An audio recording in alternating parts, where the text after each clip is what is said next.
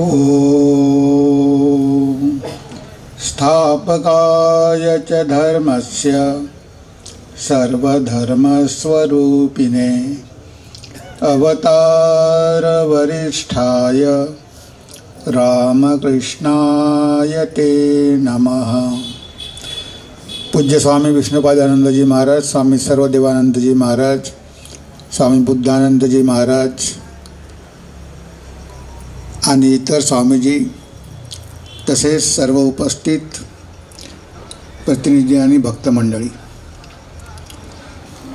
तर आपण काल बघत होतो की संघटना हा जो विषय महाराजांनी निवडलेला आहे त्यामागे काहीतरी तथ्य आहे आणि आपण कुठेतरी कमी पडतो।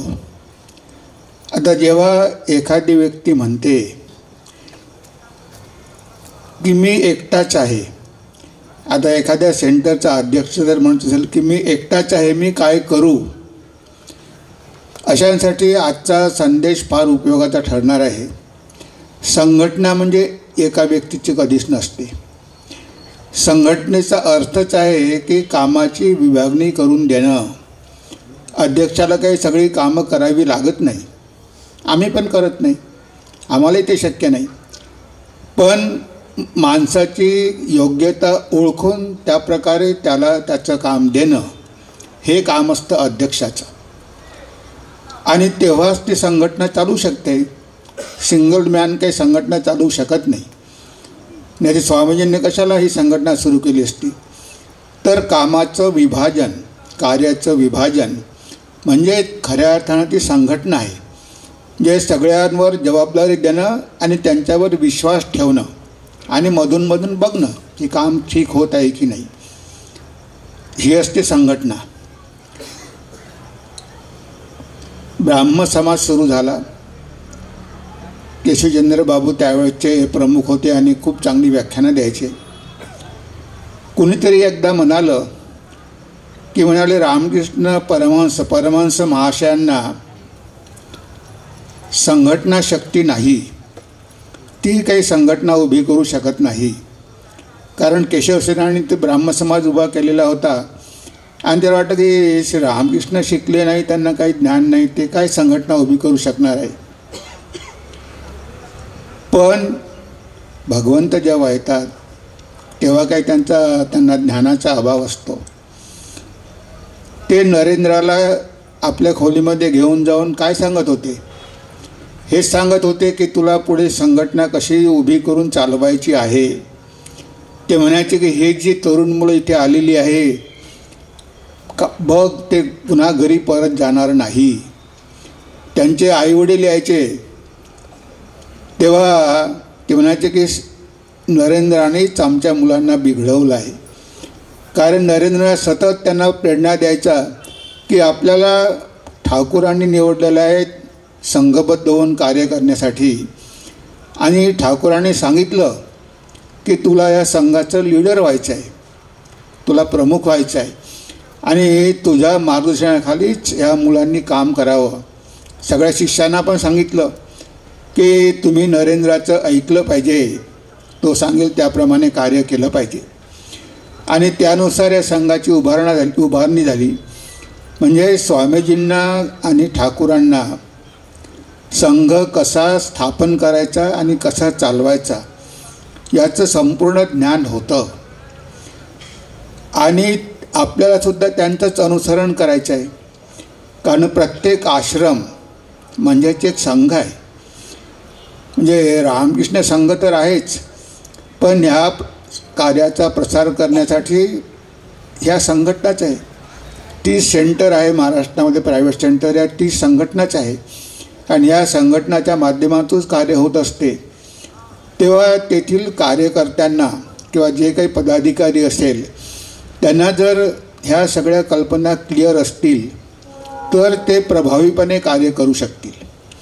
तर कोणतीही संघटना उभी करण्यासाठी 5 गोष्टींची आवश्यकता असते। म्हणजे आपल्या जर भाषेमध्ये आपण बोललो की या मोठमोठ्या कंपन्या त्यासुद्धा संघटनाच आहे, आणि आता टाटाची म्हणा किंवा कोणाची मोठी जर कंपनी असेल तर तीसुद्धा संघटना आहे आणि ह्या संघटना कशा चालत असतात हे स्वामीजींना माहिती होतं. अमेरिकेत गेल्यावर त्यांनी त्यांचं चांगल्या प्रकारे अध्ययन केलेलं होतं. म्हणून स्वामीजी म्हणाले की इथे आल्यानंतर मी प्रेमात पडलो.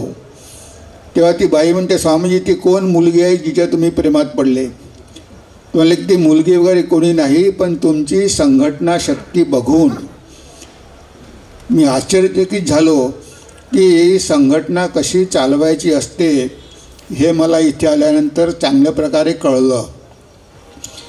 त्यांना नंतर कळलं, पण ठाकूरांना ते ज्ञान जन्मदाचंच होतं. ते म्हणायचे की याचे केशवचे सगळे शिष्य निघून जात आहे कारण तो लोकांची पारख करून घेत नाही. तेव्हा 5 गोष्टी कोणत्या आहे? एक आहे 5M ज्याला आपण म्हणतो. पहिली आहे मॅन, दुसरा आहे मटेरियल, तिसरा आहे मशीन, चौथा आहे मनी आणि 5वा आहे मार्केटिंग. आता या 5 गोष्टीसाठी आपल्याला 5 लोक पाहिजे आणि 7 ट्रस्टीमध्ये जर 5 लोकांनी या 5 डिपार्टमेंटची जबाबदारी घेतली तर संघ चांगल्या प्रकारे चालणार की नाही. आता सरकारच्या मिनिस्ट्रीमध्ये किती मिनिस्टर असतात? 25, 30, 40. त्या सगळ्यांनाच मंत्री करावं लागतं. आता बघा, सगळ्यांना एक एक खातं दिलेलं आहे आणि त्या खात्याची जबाबदारी दिलेली आहे, मंत्रिपद दिलेलं आहे. आदिवासीचं खातं आहे, फायनान्स आहे, सगळंच आहे. म्हणजे सरकार चालवण्यासाठी सुद्धा कार्याची विभागणी करावी लागते. नुसतं मुख्यमंत्री काही सगळं काही करू शकत नाही, त्याला शक्यही नाही आहे. फक्त त्यांना एवढंच बघायचं आहे की कोणी भ्रष्टाचार वगैरे तर करत नाही ना, याकडे लक्ष ठेवावं लागतं. तर इथे आज आम्ही मोझरीला गेलो होतो, त्यांच्यासोबत राहिलेले जवळजवळ 50 वर्ष. ते म्हणाले की महाराज दररोज संध्याकाळी अकाउंट बघायचे, किती पैसे आले आणि किती पैसे त्यामधले खर्च झाले. त्यांना म्हणे काही गरज नव्हती ते सगळं बघण्याची, पण ते म्हणायचे मी जर बघितलं नाही आणि कुणी तर यामधले काही 10 रुपये जरी काढून घेतले तरी माझ्या संपर्कात राहून मी एक चोर निर्माण केला. तो आज 10 रुपयाची चोरी करेल, हळूहळू तो 100 रुपयाची करेल, 1000 रुपयाची करेल. मग माझ्या संपर्कात येऊन जर चोर निर्माण होत असेल तरी माझं कर्तव्य आहे की ह्या सगळ्या गोष्टींवर बारकाईनं लक्ष ठेवणं.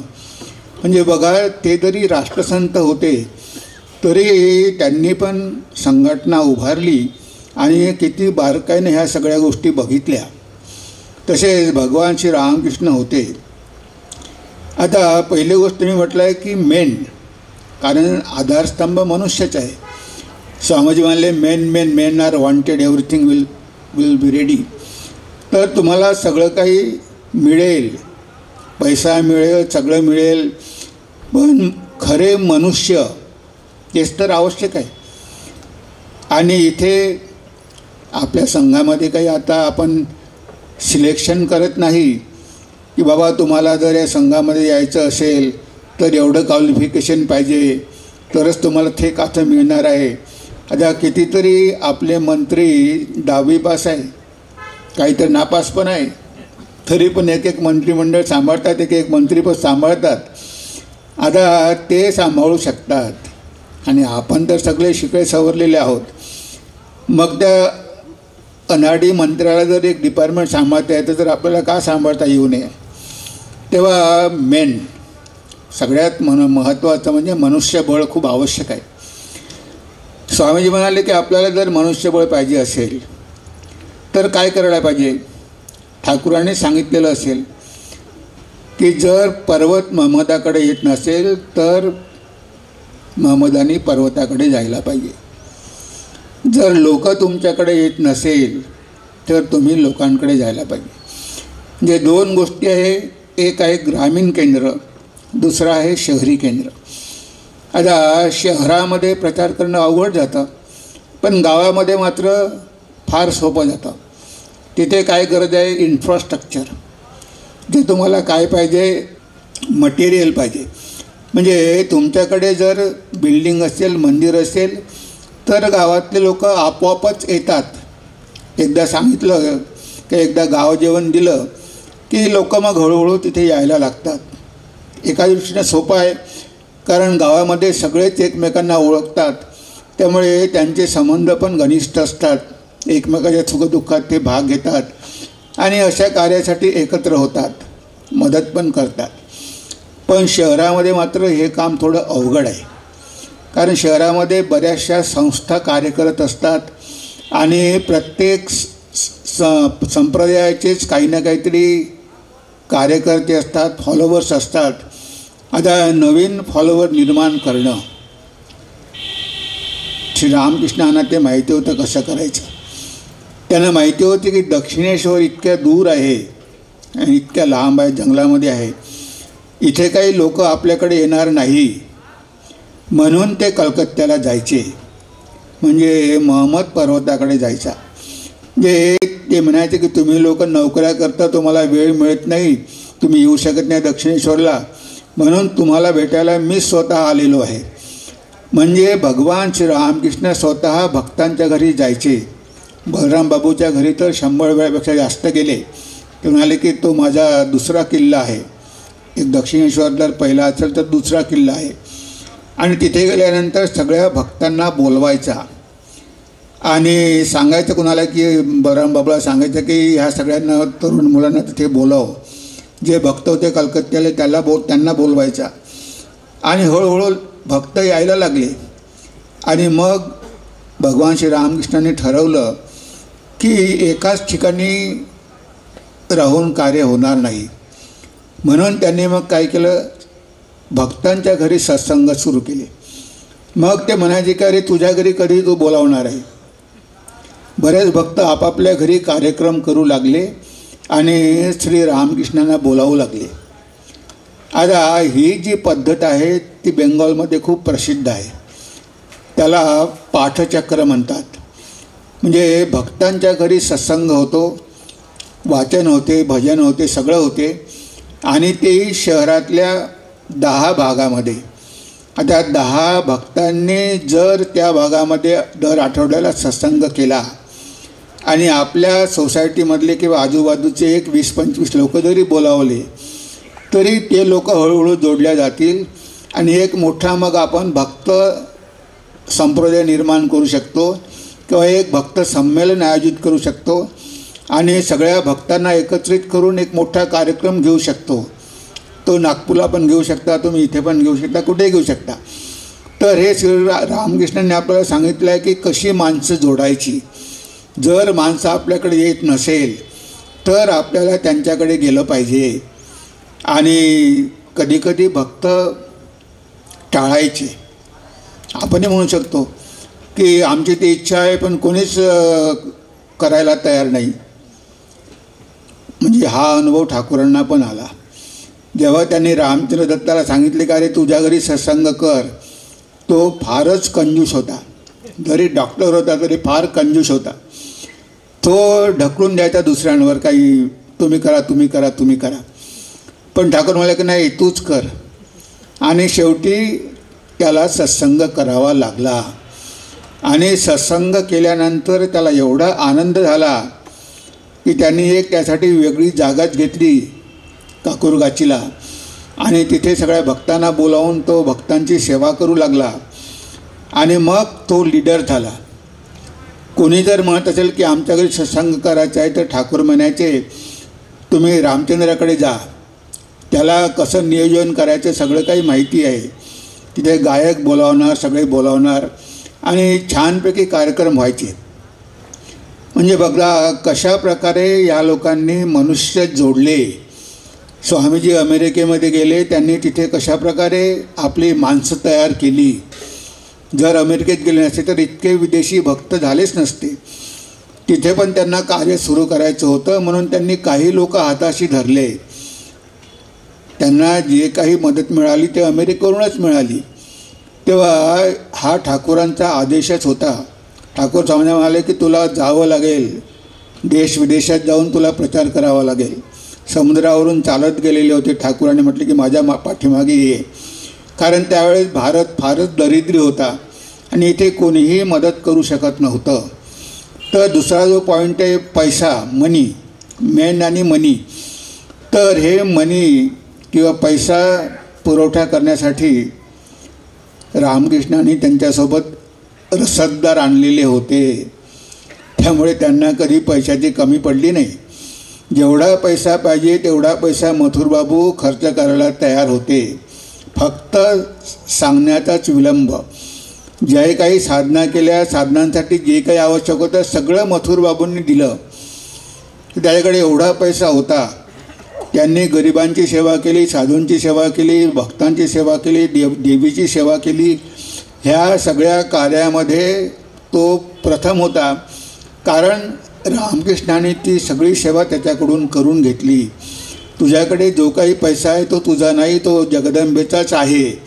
तेव्हा तिच्या कार्यासाठी तुला हा खर्च करावाच लागेल. अशा प्रकारे मथुरबाबूपासून सुरुवात झाली. मग आपण बघतो की सुरेंद्र मित्र यांनी काशीपूरचं भाडं दिलं. ठाकूर म्हणाले की अरे सुरेंद्र, हे सगळे भक्त काही पैसे देऊ शकत नाही, पण आईने मला दाखवून दिलेलं आहे की तो आईचा रसददार आहे. तेव्हा तुझा पगारही चांगला आहे, 80 रुपये भाडं आहे महिन्याचं, तर तूच का नाही भाडं देऊन टाकत. आणि सुरेंद्र राजी झाला. त्याने दर महिन्याचं भाडं दिलं. बलरामबाबूंनी किती सेवा केली. सगळे खाण्याचे पदार्थ बलरामबाबूच्या घरून यायचे. आणि शेवटी जेव्हा त्यांनी देह ठेवला तेव्हासुद्धा ठाकूरांना चिंता लागलेली होती की आता आपलं कार्य पुढे जाणार कसं. आता काशीपूर उद्यान तर सोडलं सगळ्यांनी. आता काही जण घरी गेले. आता भगवंताला काळजी वाटली की असं करून काही संघ चालणार नाही. एकदा सुरेंद्र मित्र आपल्या देवघरात ध्यान करत होता. ठाकूर प्रगट झाले. अरे म्हणे, सुरेंद्र इथे तू काय करतो आहे? माझी मुलं वन भटकत आहे आणि तू इथे ध्यान करत आहे. जा लगेच आणि माझ्या मुलांसाठी एखादी जागा बघ.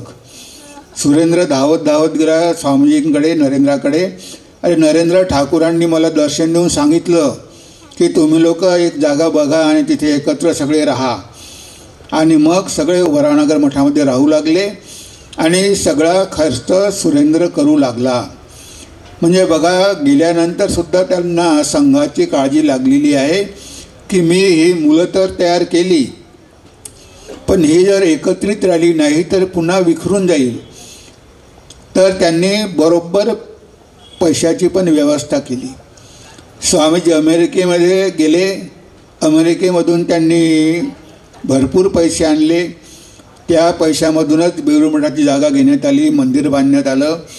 म्हणजे कसा पैसा उभा करायचा हे ठाकूरांना पण माहिती होतं, स्वामीजींना पण माहिती होतं. आणि लोक आले, त्यांनी या कार्यासाठी भरभरून मदत केली. आणि तिसरं म्हणजे मटेरियल तर पाहिजे ना. तुमच्याकडे सगळं काही आहे, पण तुम्हाला रॉ मटेरियल पाहिजे तेव्हा तुम्ही प्रोडक्शन करू शकाल. तर या मटेरियलची व्यवस्था पण त्यांनी केली. भगवान श्री रामकृष्ण त्यांच्यासोबत महेंद्रनाथ गुप्ताला घेऊन आले आणि त्यांनी जे काही वचनं सांगितली ते सगळे लिहून गाण्याची जबाबदारी त्यांच्यावर सोपवली की तुम्ही जर आली नाही तर मला कळवत जा, अमुक ठिकाणी या, तमुक ठिकाणी या, नियमित येत जा. आणि सगळी वचनं त्यांनी लिहून ठेवली. म्हणून आज आपल्याकडे एवढं मटेरियल आहे. मटेरियल म्हणजे काय, इथे आपल्याला विचार पाहिजे, आध्यात्मिक विचार, हीच आपली संपदा आहे.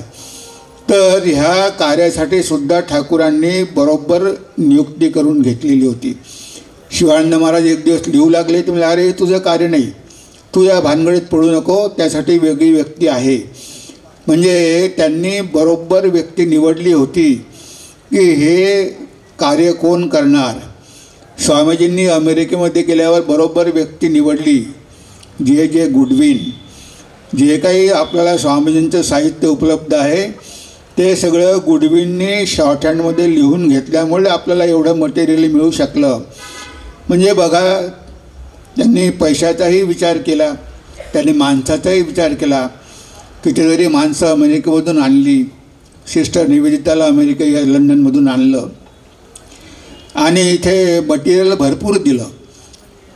डायरेक्ट डिसायपलनी किंवा गृहस्थ भक्तांनी त्यांची जीवनं आणि ठाकूरांचं वचनामृत आणि स्वामीजींचं कंप्लीट वर्क्स हे सगळं मटेरियल कोण संग्रहित करून ठेवणार की जे पुढच्या पिढीसाठी कामात येईल याचा पण विचार त्यांनी केलेला आहे. जर हे मटेरियल आपल्याकडे नसतं तर आपण संघटना स्थापूनसुद्धा काय करू शकलो असतो. आपण लोकांना देणार काय, कारण त्या लोकांकडे अनुभव होता आणि ते त्या कार्यासाठीच आले होते. तेव्हा त्यांनी तो पण विचार केला की आपल्याला मटेरियल पण काहीतरी द्यावं लागेल, नाही तर नुसती संघटना उभारून काही होत नाही. तुझा जर पक्का पाया असेल तर आध्यात्मिक विचार, एक विचारधारा पाहिजे आणि ती धारा ते आपल्यासाठी सोडून गेलेली आहे. त्यासाठी पण त्यांच्याकडे माणसं होती. तर इथे मेन मनी, मटेरियल आणि मशिनरी, कारण संघटना चालवायची आहे तर एक प्रकारे मशिनरी असते. स्वामीजी म्हणायचे की I have started Ramakrishna purifying machine. या मशीनमध्ये जो पडेल तो शुद्ध होऊनच बाहेर पडेल. कच्चा माल टाकला तर पक्का माल होऊनच बाहेर पडेल. ते रामकृष्ण मशीन आहे. जे रामकृष्ण मिशनरी तरी स्वामीजी म्हणायचे की रामकृष्ण मशीन आहे आणि एकदा या मशीनमध्ये जर आपण शिरलो तर आपला पक्का माल होऊनच बाहेर पडतो कच्च्या मालाचा. तर इथे संघटना चालवण्यासाठी सुद्धा अशा व्यक्तीची गरज आहे की तो चालवू शकेल. सगळ्यांना घेऊन चालणं काही तेवढं सोपं नाही आहे. एक दिवस भगवान श्री रामकृष्ण साधारणजी महाराजांच्या मांडीवर बसले. मी बघत होतो म्हणे की तू किती भार घेऊ शकतो. म्हणजेच ठाकूरांनी त्यांच्यावर संघाचा भार ऑलरेडी दिलेला होता आणि हे स्वामीजींना सांगितलं पण असेल की सेक्रेटरी पदासाठी किंवा संघ चालवण्यासाठी हा साधारणच उपयोगी ठरणार आहे, म्हणून त्यांना सेक्रेटरी करण्यात आलं. आणि एवढंच नाही तर हे एवढं प्रचार आणि प्रसार करायचा. केंद्राचे म्हणजे वेगवेगळे केंद्र करायचे. ठाकूर एक दिवस म्हणाले हा राखाल एक मोठं राज्य चालवू शकतो आणि तेव्हापासून स्वामीजींनी नाव ठेवलं राजा महाराज. त्यांना राखाल महाराज म्हणायचे, ब्रह्माजी म्हणायचे, पण राजा महाराज त्यांचं नाव ठेवलं आणि त्यांना मठाचं पहिलं अध्यक्ष बनवलं. बघा म्हणजे किती व्यवस्थित प्लॅनिंग केलेलं आहे. आणि ब्रह्मानंद महाराजांनी आपल्या आध्यात्मिक शक्तीद्वारे ते जिथे जिथे गेले त्या त्या ठिकाणी त्यांनी नवीन नवीन केंद्र सुरू केले. म्हणजे त्यांचं तेच मुख्य कार्य होतं की केंद्र कसे वाढवायचे. सगळ्यांनीच केले. रामकृष्णानंदजींनी साऊथमध्ये केलं, शिवानंदजींनी नागपूरचं केलं, मुंबईचं केलं. पण ती जबाबदारी त्यांनी टाकली होती ब्रह्माजी महाराजावर पहिले अध्यक्ष म्हणून आणि बाकी सगळ्या अध्यक्षांनी पुढे वाढवण्याचा प्रयत्न केला. तर अशा प्रकारे ह्या 4 गोष्टी आपण बघितल्या. आणि मार्केटिंग पण आवश्यक आहे. म्हणजे आपल्याकडे सोनं आहे पण उपयोग काय. आपण खरं सोनंही विकू शकत नाही आणि लोक नकली सोनं विकतात कारण त्यांच्याकडे मार्केटिंग कॅपॅसिटी असते. आता बघा काही काही संघटना आहे त्यांच्या स्वतःच्या चॅनल आहे आणि त्या चॅनल कंटिन्यू चाललेल्या असतात आणि नेहमी ते समोर डोळ्याच्या समोर दिसतात. त्यामुळे लोक त्यांच्याकडे आकर्षित होतात. तेव्हा स्वामीजींना हे पण माहिती होतं की आपल्या संघाचा प्रचाराने प्रसार झाला पाहिजे. म्हणजे जे काही या संघामध्ये येतील किंवा या संघटनेमध्ये जॉईन होतील त्यांचं हे कार्य असेल की ह्या विचारांचा प्रचार आणि प्रसार करावा. त्यासाठी त्यांनी मार्केटिंग कसं करावं हे पण सांगितलं. त्यासाठी रामकृष्ण मिशन पण केलं, बॉडी पण बनवली, सेक्रेटरी, असिस्टंट सेक्रेटरी हे सगळं बनवलं. म्हणजे त्या माध्यमातून मिशनची कार्य, सामाजिक कार्य आणि रामकृष्ण मठाच्या माध्यमातून आध्यात्मिक कार्य, म्हणजे ह्या कार्याचं मार्केटिंग करणं फार आवश्यक आहे. जेव्हा अशा प्रकारे आपण मार्केटिंग करतो आपण त्या बाबतीमध्ये बरेच मागे आहोत. इतर संस्था फार पुढे गेलेल्या आहेत. आता मी त्यांचं काही नाव घेत नाही पण त्या फारच पुढे गेलेल्या आहेत आणि ते आध्यात्मिक तत्त्व देऊ शकत नाही. त्यांच्यामध्ये इतका काही गोंधळ असतो की ते तत्त्वज्ञानाला ट्विस्ट करून कसं तरी करून ते सांगतात. ते म्हणतात की आंब्याचं झाड लावलं तर आंबाच होणार, आता मनुष्य मेल्यानंतर तो पुन्हा मनुष्यच होणार. पण आपले शास्त्र तसे म्हणत नाही. आपले शास्त्र म्हणतात की तुम्ही जर चांगले कर्म केले तर मनुष्य व्हाल, वाईट केले तुम्हाला पशुपक्षी पण व्हावं लागेल. म्हणजे पुनर्जन्मवाद किंवा कर्मसिद्धांत हे जे वेदामधले आपले तत्त्व आहे, ह्या तत्त्वांना तोडफोड करून कसं तरी ते सांगायचं लोकांना आणि लोकांना ते सहज पटतं की आंब्याचं झाड लावलं तर आंब्याचंच झाड होणार. पण आता ती आंब्याचीच बी आहे, जसं पेराल तसं उगवेल. जर आंब्याची बी लावली तर उगडेल. तुम्ही जर बाभळीचं झाड लावलं तर त्याला आंबे कसे येणार, ते काटेरीच झाड निर्माण होणार. तेव्हा इथे अशा बऱ्याचशा संघटना आहे की त्यांनी त्यांचीच फिलॉसॉफी तयार केलेली आहे, त्यांचं तत्त्वज्ञान तयार केलेलं आहे आणि ते लोकांना भ्रमित करतात. आता लोकांना बुद्धू बनवणं आजकाल फार सोपं झालेलं आहे. आपण म्हणतो ना, जिथे चमत्कार तिथे नमस्कार. आता लोक चमत्काराच्या मागे खूप धावतात आणि हे लोक चमत्काराबद्दलच गोष्टी सांगतात. आता चमत्कार सांगितले की म्हणजे आपल्याला काय वाटतं की चमत्कार झाला तर काहीतरी आपल्याला भौतिक गोष्टी मिळेल. स्वामीजी म्हणाले की भगवान श्री रामकृष्णाने जो चमत्कार केला तसा चमत्कार आजपर्यंत कोणीही करू शकलं नाही. नुसत्या स्पर्शानं समाधीचा अनुभव देणं किंवा नुसत्या शब्दाने चैतन्य जागृत करणं हा चमत्कारच आहे ना. तुमचं चैतन्य जागृत हो असं म्हटलं आणि त्यांचं चैतन्य जागृत झालं. आता हा चमत्कार आत्तापर्यंत कोणी करू शकलं? म्हणजे अशा प्रकारे अध्यात्माचं दान कोणी करू शकलं? भगवान श्रीरामकृष्णामध्ये ते सामर्थ्य होतं.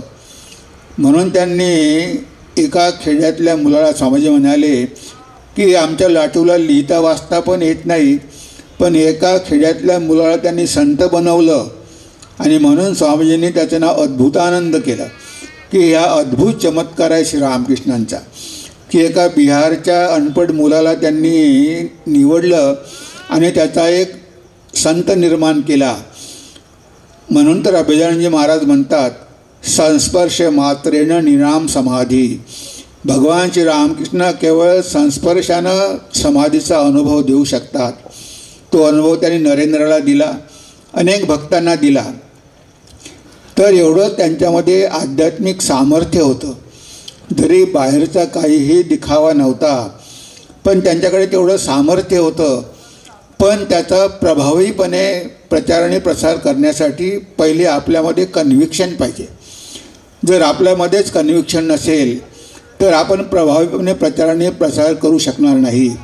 आपण थोडं फॅनेटिक झालं तरी चालेल. आता बऱ्याच संस्था आहे फॅनेटिक आणि जेवढे फॅनेटिक असतात तेवढा प्रचार त्यांचा जास्त होतो.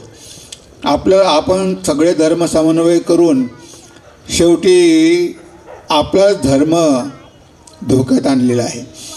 इथे पहिले आपल्या धर्माचं तर आपण रक्षण केलं पाहिजे.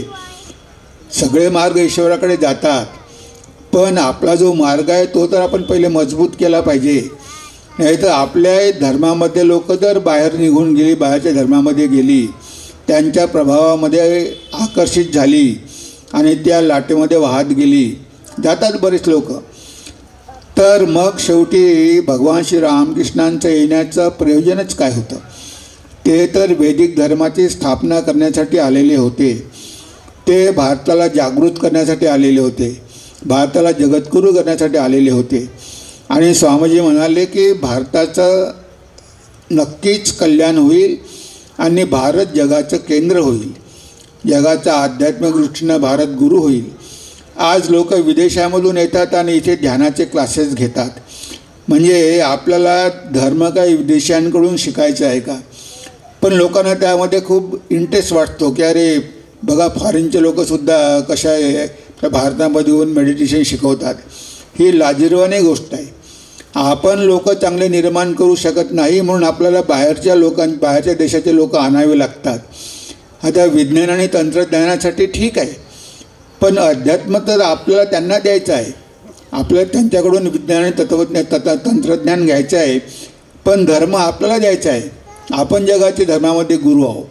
समाज म्हणाले की भारतामध्ये तुम्हाला प्रचारक पाठवण्याची काहीही गरज नाही. भारताला धर्माची मुळीच गरज नाही. भारताकडे धर्म भरपूर आहे. फक्त माझ्या देशातल्या लोकांच्या पोटाला अन्न नाही. आम्ही तुमच्याकडून तेवढीच अपेक्षा करतो. पण अन्नाच्या बदल्यात जर कन्व्हर्शन होऊ लागलं की आम्ही तुम्हाला देतो पण तुम्ही तुमचा धर्म सोडला पाहिजे, तर मात्र धोका आहे. आणि हा धोका पूर्वीपासूनच आहे. आपल्यावरती परकीयांनी 1000 वर्ष राज्य केलं आणि त्यावेळेस तर एकच धर्म होता. हिंदू धर्माशिवाय दुसरा धर्म नव्हता.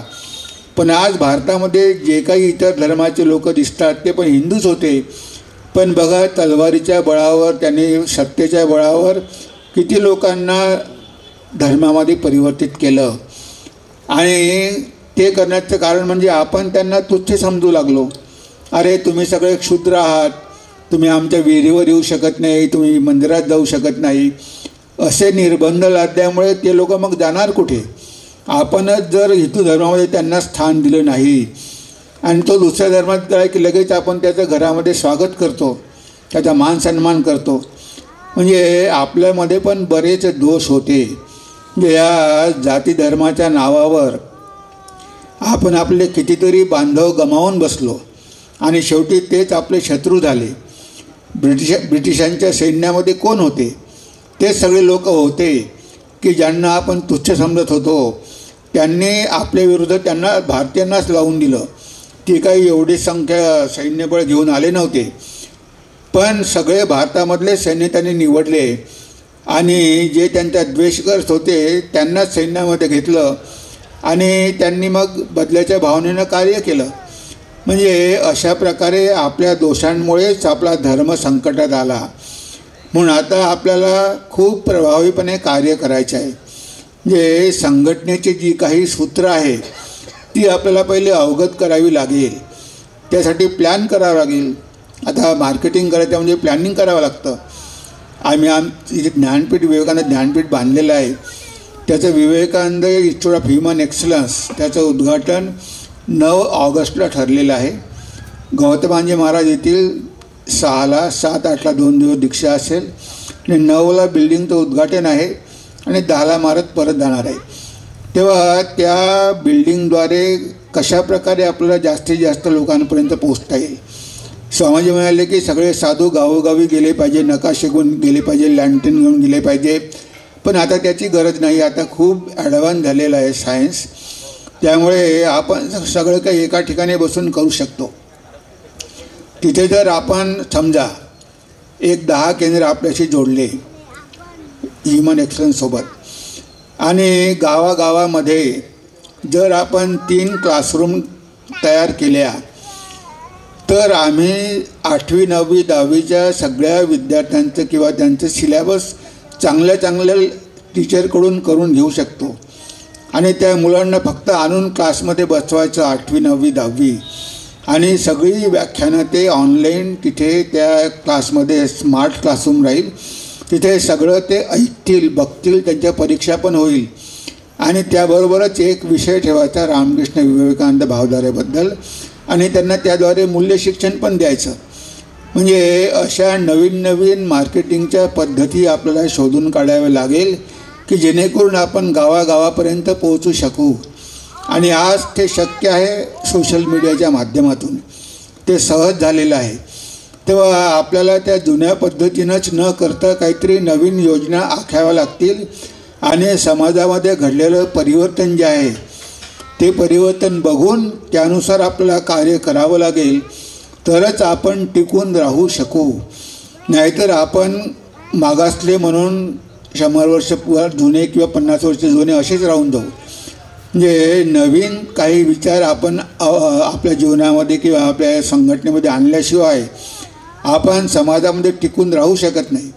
काळ बदलत असतो आणि त्यानुसार आपण पण बदललो पाहिजे.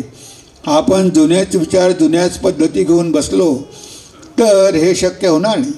तर यूट्यूबच्या माध्यमातून बघा, आता आम्ही लोक तर सगळ्या सेंटरमध्ये जाऊन व्याख्यानं देऊ शकत नाही. पण जी काही व्याख्यानं आम्ही तिथे देतो पुण्यामध्ये यूट्यूबवर टाकली तर सगळ्या सेंटरना बघायला मिळतात, भक्तांना बघायला मिळतात. ही एक केवढी मोठी सुविधा आपल्याला मिळालेली आहे. कोणत्याही वेळेस कधीही तुम्ही बघू शकता, कारण सगळे तिथे जाऊ शकत नाही आणि त्या ठराविक वेळेसच लोकांनी आलं पाहिजे. आजकाल एवढा ट्रॅफिक असतो की लोक वेळेवर पोहोचू शकत नाही. मग त्यांच्यासाठी या कोरोनामुळे आपण म्हणू शकतो की ब्लेसिंग्सच झालं. तर कोरोना जरी आला तरी त्यामुळे आपल्या तोट्यापेक्षा फायदाच जास्त झाला. नाहीतर आम्ही कधीच यूट्यूबवर गेलो नसतो, कारण तो काही आम्हाला अनुभव नव्हता की समोर ऑडियन्स नसताना बोलणं फार कठीण आहे. लोक पाहिजे ना, नाही तर कोणाशी बोलणार. तुमच्यासमोर कोणीही नाही आणि तरी तुम्हाला कल्पना करावी लागते की लोक बसलेले आहे आणि तुमचं व्याख्यान ऐकत आहे. आता ही तर काही साधूंना सवय नव्हती, पण आता मात्र सगळे एक्सपर्ट आलेले आहे. आता दररोजचे लेक्चर येतात, असे काही काही सेंटर आहे. तर त्यामुळे फायदाच झालेला आहे. जास्तीत जास्त लोकांपर्यंत आपण पोहोचू शकतो, नाहीतर एवढे लोक आपल्या संपर्कात आले नसते. आणि कितीतरी नवीन लोक पण ऐकतात आणि ते पण मठामध्ये येऊन म्हणतात की आम्ही यूट्यूबवरती बघितलं, आम्हाला आवडलं म्हणून आम्ही मठामध्ये आलो. आणि ते मग दीक्षेविषयी वगैरे विचारतात आणि हळूहळू जोडल्या जातात. तर अशा वेगवेगळ्या पद्धतीनं आपल्याला हे कार्य करायचं आहे. म्हणजे आपल्याला आपलं मार्केटिंग प्रभावीपणे करायचं आहे की जेणेकरून सोशल मीडियाच्या माध्यमातून, यूट्यूबच्या चॅनलमधून, किंवा जर आपलं एक हे झालं चॅनल जर आपल्याला बेलूर मठाची असती पूर्ण वेळ, तर सगळ्या भारतामधून कितीतरी केंद्रामध्ये चांगले चांगले कार्यक्रम होत असतात. आपल्याकडे मटेरियल खूप आहे. 24 तास आपण ते चॅनल चालवू शकतो. भजन, व्याख्यानं, इतर कार्यक्रम, सगळे भागवत सप्ताह वगैरे. पण जुनी विचारसरणी असल्यामुळे काही लोक बदलायला तयार होत नाही आणि त्यांना वाटते की ह्या भानगडीत आपण कशाला पडायचं. पण प्रत्यक्षात लोकांना आकर्षित करणं याची एक क्षमता स्वामीजी विवेकानंदजी होती. सगळेच काही तेवढं कार्य, महान कार्य करू शकत नाही, कारण त्यांना अनुभूती होती. त्यांच्या अनुभूतीमुळे ते लोकांना स्वतःकडे आकर्षित करू शकत होते. भगवान होते साक्षात श्री रामकृष्ण, ते लोकांना आकर्षित करू शकत होते. पण आपल्याला काहीतरी नवीन मार्ग शोधून काढावे लागेल की त्यांनी जर लाखो लोकांना आकर्षित केलं असेल तर आपण कमीत कमी 200 लोक तरी अट्रॅक्ट करू शकलो पाहिजे. म्हणजे आरतीला जर संध्याकाळी 100 लोक आपण आणू शकलो तर आपण खूप मोठं कार्य केलं. आता बरेच ठिकाणी मंदिरं मोठमोठे असतात पण आरतीसाठी लोक 4-5च असतात. मग आता तेवढं मंदिर सगळं खाली राहतं. म्हणजे इन्फ्रास्ट्रक्चर हे जे आहे ती नंतरची गोष्ट आहे. आता स्वामीजींनी मंदिराचा प्लॅन करून ठेवला, तेवढ्या एवढ्या मोठ्या मंदिराची गरज नव्हती. पण जेव्हा गरज पडायला लागली तेव्हा ठाकूरांचं मंदिर बेलूर मठामध्ये झालं आणि आज ते सुद्धा कमी पडायला लागलं.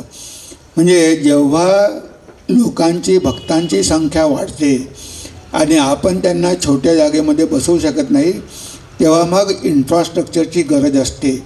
जे सुरुवातीलाच आपल्याकडे खूप मोठे इन्फ्रास्ट्रक्चर असलं पाहिजे असं काही नाही आहे. ते दुसरी स्टेप आहे. पहिली स्टेप माणसं जोडणं, संघटना चालवणं, आणि मग तुम्ही जे काही करते, तुम्हाला लोक येतात तर त्यांची व्यवस्था करावी लागते. लोक आले तर बाथरूम, टॉयलेट करावं लागतं, सगळंच करावं लागतं. मग त्या दृष्टीनं आपण विचार करून हळूहळू आपल्या संस्थेचा विस्तार करू शकतो आणि नवीन नवीन बिल्डिंगी करून नवीन नवीन ॲक्टिव्हिटी आपण तिथे सुरू करू शकतो.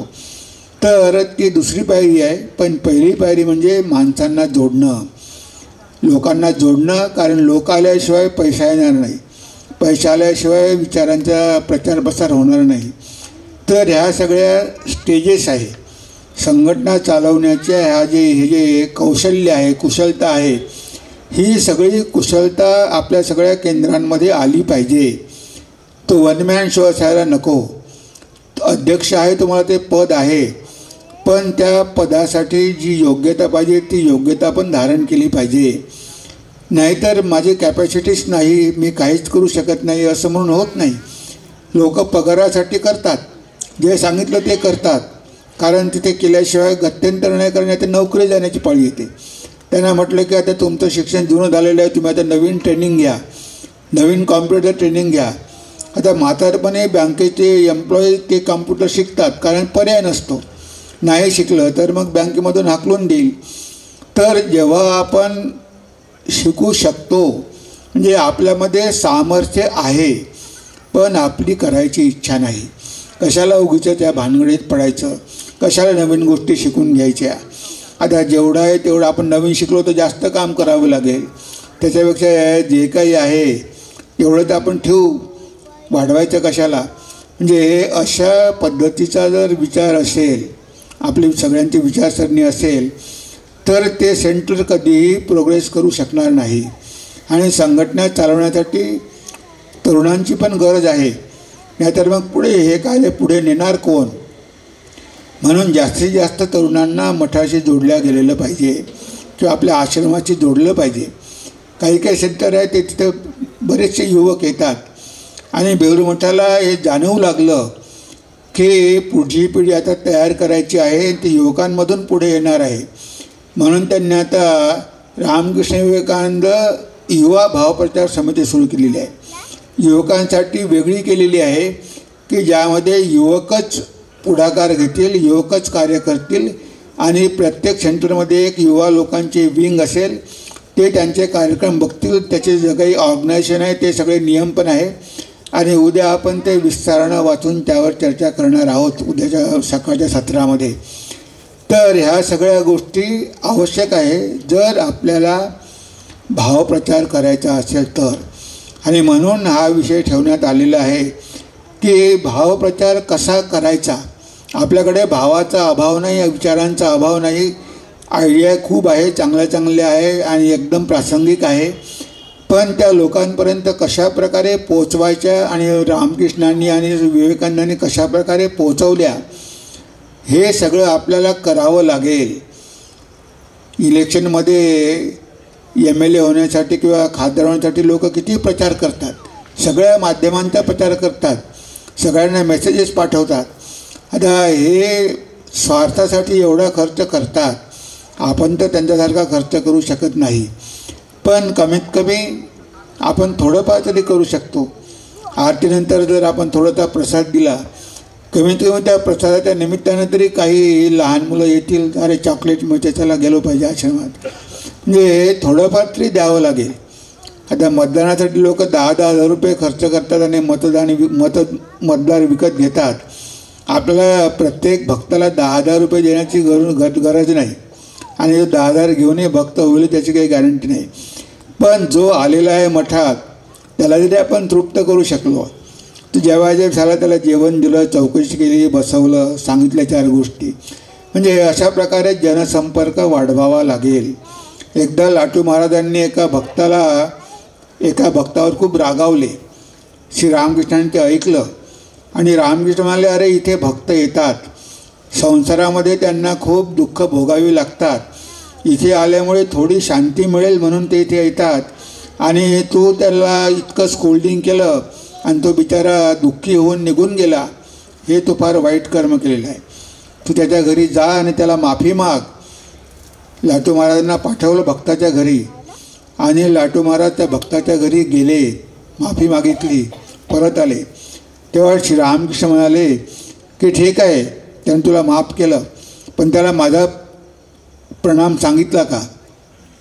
नाही म्हणे, ते तर मी सांगू शकलो नाही. म्हणे पुन्हा जा. आणि पुन्हा ठाकूरांनी लाटू महाराजांना पाठवलं. तेव्हा तो भक्त इतका गदगद झाला की बघा भगवंताचं आपल्यावर किती प्रेम आहे. म्हणजे आपल्याला त्यांनी नमस्कार किंवा प्रणाम पाठवलेला आहे आणि आपल्या संन्यासी शिष्याला पाठवलेला आहे. ते ऐकून त्याचे डोळे भरून आले. तेव्हा ठाकूर म्हणाले की आता तू जे काही कर्म केलं त्याचे आता सगळे परिणाम वाईप आऊट झाले, नाहीतर त्याचे दुष्परिणाम, वाईट कर्माचं फळ वाईट झालं असतं. पण आता त्याने तुला माफ केलं, आता त्या कर्माचं फळ तुला भोगावं लागणार नाही. म्हणजे एवढे भगवान श्री रामकृष्ण काळजी घ्यायचे की कुणाचंही मन आपल्याकडून दखवल्या जाऊ नये. शेवटी काय 4 शब्दच आहे. कधीकधी कठोर बोलावं लागतं, कधीकधी आई मुलाला मारतेसुद्धा, पण ती आईच्या प्रेमापोटी, मुलाच्या प्रेमापोटी मारत असते. तिच्या काही मुलाला शिक्षा करावी हा उद्देश नसतो.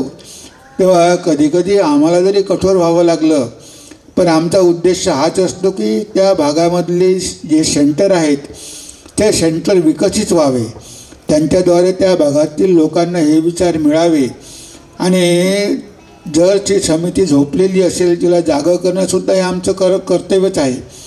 त्यामुळे कधीकधी आम्हाला आमचं कर्तव्य करताना थोडी कठोर भाषा वापरावी लागते. त्या स्वामीजींनी पण कितीदा कठोर भाषा वापरली. इव्हन त्यांचे गुरुबंधू ब्रह्मानंदजी यांना पण त्यांनी कितीदा स्कोल्डिंग केलं, कारण त्यांना लवकरात लवकर आपलं कार्य संपवायचं होतं आणि या जगाचा निरोप घ्यायचा होता. पण जेव्हा त्यांना दिसलं की हे सगळे फार उशीर लावत आहे, कोणतेही काम लवकर आटोपत नाही, तर त्यांना रागवावं लागायचं. पण जेव्हा त्यांना वाटलं की आता संघटना स्थापन झाली, आता सगळं सुरळीत चालणार आहे, तेव्हा 39 वर्षात पुन्हा वाट न बघता त्यांनी आपला देह सोडून दिला, देहाचा त्याग केला. आणि ती म्हणाले की मी जी मशीन सुरू केलेली आहे, आता या जगातली अशी कोणतीही शक्ती नाही की ह्या मिशनचा प्रवाह रोधू शकेल. याची त्यांनी खात्री करून घेतल्यानंतरच एवढ्या मजबूत पायावर ही संघटना त्यांनी उभी केलेली आहे. कारण त्यांना संघटनेचा भविष्यकाळ पण माहिती होता, नाही तर ते म्हणू शकले नसते की 1000 वर्ष ही संघटना चालेल. तर त्यांनी एवढं काय दिलं की ती संघटना त्यांच्या बळावर 1000 वर्षापर्यंत वाढतच राहील. आणि आज आपण या संघामध्ये 2000 संन्यासी बघतो, पण 500 वर्षानं कदाचित 2 लाख संन्यासी पण होऊ शकतील. भगवान बुद्धाचा प्रचार तसाच झाला. सुरुवातीला फारच कमी भिक्षू होते, पण मग लाखोंमध्ये भिक्षू होऊ लागले आणि सगळीकडे ते भ्रमण करू लागले आणि प्रचार करू लागले. तेव्हा 1000 वर्षामध्ये बऱ्याच काही उलाढाली होतील, पण शेवटी हा संघ टिकून राहील, तग धरून राहील आणि कधी खाली जाईल कधी वर जाईल, पण तो मात्र नष्ट होणार नाही. आणि एक अशी वेळ येईल की तो आपल्या उत्तुंग शिखरावर पोहोचेल. त्याला कदाचित 700-800 वर्षे लागतील. मग हळूहळू त्याचं पतन व्हायला सुरू होतंच. मग पुन्हा अवताराला यावं लागतं, पुन्हा नवीन मार्ग शोधून काढावा लागतो. अशा प्रकारे भगवंताचं हे कार्य चाललेलं असते. तेव्हा रामकृष्ण संघाबद्दल जे काही थोडेफार विचार मला मांडायचे होते ते मी आपल्यासमोर मांडलेले आहे. आता जर तुम्हाला ते आवडले असेल तर त्याचं आचरण करण्याचा प्रयत्न करा. नाहीतर काही सेंटर आहे त्यांना स्वामीजींचे व्याख्यानं अरेंज करण्यामध्येच खूप इंटरेस्ट आहे, पण एकदा व्याख्यान संपून महाराज गेले की मग पुढे मात्र सगळं थंड. असं व्हायला नको. म्हणजे जे व्याख्यान दिलेलं आहे त्याचा काहीतरी उपयोग तर झाला पाहिजे. जर त्यानुसार आचरणच होत नसेल, आपल्या केंद्राचा विकासच होत नसेल, तर नुसतं स्वामीजी लोकांना बोलवायचं, 10-5 भक्त बोलवायचे आणि रिपोर्टमध्ये लिहायचे की स्वामीजी आले होते आणि त्यांनी व्याख्यान दिलं आणि तिथे 20 भक्त आलेले होते. हा काही उद्देश नाही आहे. स्वामीजी लोकांना पण काम असते, ते पण बिझी असतात. ते येऊन मार्गदर्शन करतात, त्यानुसार कार्य करायला पाहिजे. आणि कार्याला मदत करण्यासाठी कितीतरी लोक तयार असतात. आता ज्या काही समस्या आपल्यासमोर निर्माण झालेल्या आहे तर त्या समस्या सोडवणारे पण किती लोक असतात. आताच माझ्याकडे एक भक्त आला होता. तो म्हणाला की नाशिकच्या एवढ्या समस्या आहे मला माहीतच नाही. नाशिकमध्ये 10 वर्ष नोकरी केलेली आहे. माझे बरेच काही लोक ओळखीचे आहे, परिचयाचे आहे, माझे मित्र आहेत. म्हणजे मला सांगा, मी 2 महिन्यामध्ये तुम्हाला तिथे फ्लॅट घेऊन देतो चांगल्या प्रकारे, चांगल्या वस्तीमध्ये. पण मला हे असं सुरू आहे हे प्रकरण माहितीच नव्हतं, नाहीतर मी कधीच हे संपून टाकलं असतं. म्हणजे हा विषय जर या मिटिंगमध्ये 2 वर्षापूर्वी डिस्कस झाला असता तर आतापर्यंत तो प्रॉब्लेमच राहिला नसता. म्हणजे मी एकटाच असं म्हणायची गरज पडली नसती, कारण बरेच लोक मदत करायला तयार आहे. ह्या सगळ्या गोष्टी ठाकूरांना आपल्याकडूनच अपेक्षित आहे आणि ते आपण प्रामाणिकपणे केलंच पाहिजे. तरच जे म्हणतात की ठाकूर आपला उद्धार करेल, हे करेल, ते करेल. आपण काहीही केलं नाही आणि ठाकूरांना म्हटलं की आमचा उद्धार करा, तर एवढं काही ते सोपं नाही आहे. पण हाजरीलाल पण ते म्हणाले की याची वेळ अजून आलेली नाही आहे. पण स्वामीजींनी इन्फ्लुएन्स केल्यामुळे कमीत कमी शेवटी जरी ठाकूरजी येऊन त्याला घेऊन गेले, तेव्हा तेवढा आपला अधिकार तर पाहिजे की ठाकूर येऊन गेले त्यांना सांगण्यासाठी काहीतरी तर पाहिजे की तू काय केलं माझ्यासाठी, तू काय केलं की मी तुला घेऊन जाऊ, माझं कोणतं मोठं कार्य केलं तुनं. असं जर ठाकूरांनी विचारलं तर आपण काय सांगणार? म्हणजे काहीतरी आपल्याकडे असेल तर आपण सांगू शकू, जर काहीच नसेल तर मग ते म्हणतील मी कशाला तुझा भार घेऊ, ये पुन्हा आणि कर चांगले कर्म, बघू जेव्हा तुझं मन शुद्ध होईल तेव्हा मग तुझी मी काळजी घेईल. तर अशा प्रकारची वेळ आपल्यावर येऊ नये म्हणून आत्ता जे काही आयुष्य उरलेलं आहे ते तरी चांगल्या प्रकारे आपण कामामध्ये लावलं पाहिजे, तरच आपला आणि लोकांचासुद्धा विकास होईल, उद्धार होईल आणि भावधारेचा प्रचार आणि प्रसार होईल. तेव्हा आता मला वाटते इथेच थांबलेलं बरं. सगळ्यांना परत एकदा धन्यवाद. आज हे कार्य केल्याबद्दल सगळ्यांचं अभिनंदन. चांगल्या प्रकारे इथे आयोजन झालं तर त्याबद्दल सगळ्यांचं अभिनंदन. आणि कार्य करण्याची ही तुमची प्रेरणा सतत टिकून राहावी अशी प्रभूचरणी प्रार्थना करून माझ्या वाणीला मी इथेच विराम देतो. नमस्कार, धन्यवाद.